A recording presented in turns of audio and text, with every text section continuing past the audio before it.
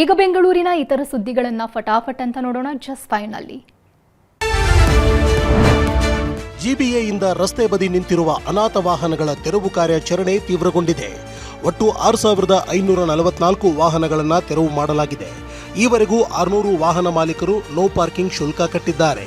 Towing ಮಾಡಿದ ವಾಹನಗಳಿಗೆ 15 ದಿನ ಶುಲ್ಕ ಪಾವತಿಗೆ ಗಡುವು ನೀಡಲಾಗಿದೆ.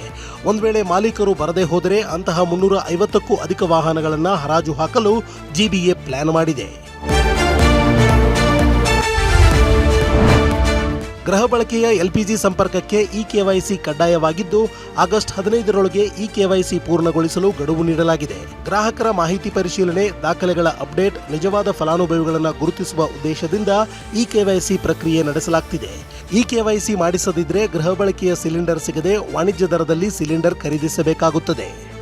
ಈಗಿನ ರೇಟಲ್ಲಿ ಏನು ನಿಮ್ಗೆ ಸಿಲಿಂಡರ್ ಬರ್ತಾ ಇದೆ, ಆ ಸಿಲಿಂಡರ್ನ ನೀವು ಕೆವೈಸಿ ಮಾಡಿಲ್ಲ ಅಂದರೆ ನಿಮಗೆ ಆ ರೇಟಿಗೆ ಸಿಲಿಂಡರ್ ಬರೋದಿಲ್ಲ.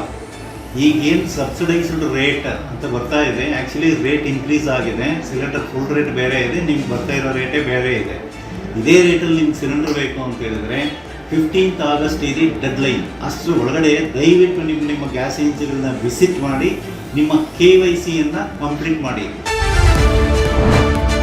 ತುಮಕೂರಿನ ಶಿವಗಂಗೆ ಬೆಟ್ಟಕ್ಕೆ ಟ್ರೆಕ್ಕಿಂಗಿಗೆ ತೆರಳಿದ್ದ ಯುವಕ ನಿಗೂಢವಾಗಿ ಕಣ್ಮರೆಯಾಗಿದ್ದಾರೆ. ಕಾಡುಗೋಡಿ ನಿವಾಸಿ ಅದ್ವೈತ್ ಉಪಾಧ್ಯಾಯ ಶಿವಗಂಗೆ ಬೆಟ್ಟದ ತಪ್ಪಲಿನಲ್ಲಿ ಬೈಕ್ ಪಾರ್ಕ್ ಮಾಡಿದ್ದು ಬಳಿಕ ಮೊಬೈಲ್ ಸ್ವಿಚ್ ಆಫ್ ಆಗಿದೆ. ಪತ್ನಿಯ ದೂರನ್ನು ಆಧರಿಸಿ ಕಾಡುಗೋಡಿ ಹಾಗೂ ದಾಬಸ್ಪೇಟೆ ಪೊಲೀಸರು ಶೋಧ ಕಾರ್ಯ ಮುಂದುವರೆಸಿದ್ದಾರೆ.